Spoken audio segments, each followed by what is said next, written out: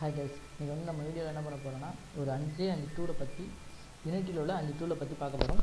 அது என்னென்ன டூல்னு பார்த்தோம்னா, ஒன்று வந்து ஹேண்டு, இன்னொன்று பார்த்தீங்கன்னா மூவ் டூலு, இன்னொன்று வந்து ரொட்டேஷ்னல் டூலு, இன்னொன்று வந்து ஸ்கேல், இன்னொன்று வந்து ரெக் டூல்.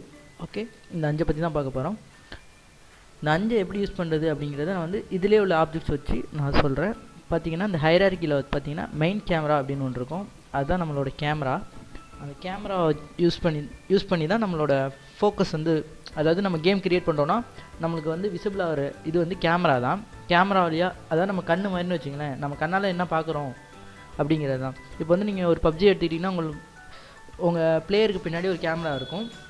நீங்கள் வந்து ரொட்டேட் பண்ணிங்களா, ரைட்டில் ரொட்டேட் பண்ணால் லெஃப்ட்டில் ரொட்டேட் பண்ணால் அந்த கேமரா ரொட்டேட் ஆகும். பார்த்தீங்கன்னா உங்களுக்கு ரைட்டில் உள்ள ஆப்ஜெக்ட்லாம் விசிபிள் ஆகும்.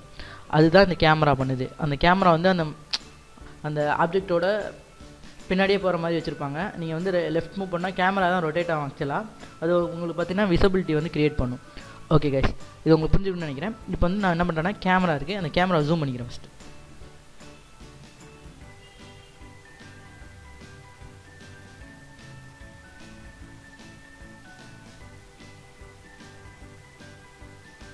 ஓகே, இப்போ நம்ம வந்து கேமரா ஜூம் பண்ணி வச்சு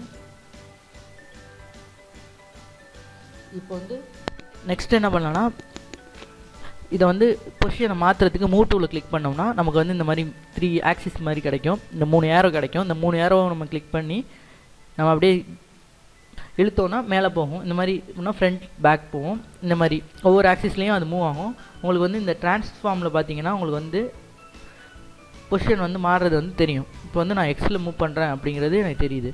அது மாதிரி இது வந்து Z, இது வந்து ஒய். ஓகேவா?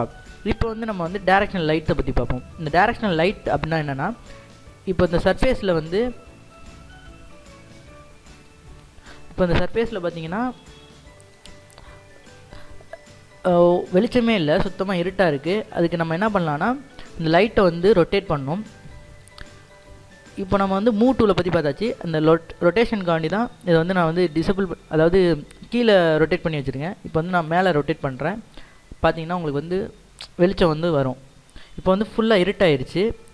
ஆக்சுவலாக வெளிச்சமாக தான் இருந்திருக்குன்னு நினைக்கிறேன்.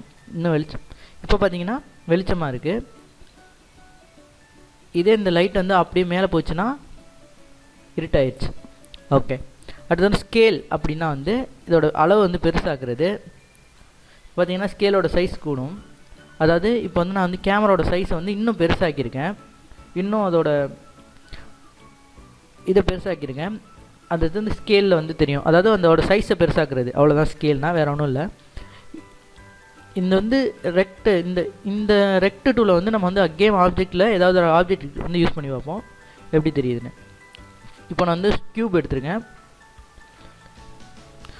பார்த்தீங்கன்னா இதான் க்யூபு. அந்த லைட்டாக இப்போ வந்து க்யூப் பார்த்தீங்கன்னா வந்துடுச்சு. இந்த க்யூபை என்ன பண்ணலான்னா ஸ்கேல் பண்ணுவோம். அதாவது ரெக்ட் பண்ணுவோம். ரெக்ட்னா ஒன்றும் இல்லை, இந்த 4 கார்னரை மட்டும் பெருசாக்குறது. ஃபார் எக்ஸாம்பிள் இப்படி இந்த பாக்ஸ் ஷேப்பில் வந்து நம்ம எப்படி வேணால் வச்சுக்கலாம், சைஸை மட்டும் மாற்றிக்கலாம். பார்த்தீங்கன்னா உங்களுக்கே தெரியும்.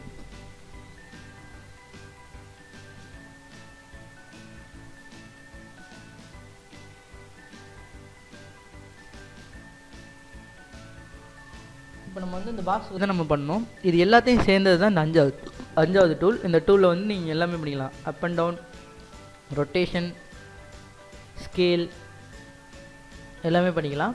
அதுதான் அந்த 5வது டூல். இது புரிஞ்சுன்னா போதும். மற்றதெல்லாம் வந்து நம்ம வந்து ஈஸியாகவே நம்ம வந்து கற்றுக்கலாம். ஓகே கைஸ், தேங்க்ஸ் ஃபார் வாட்சிங்.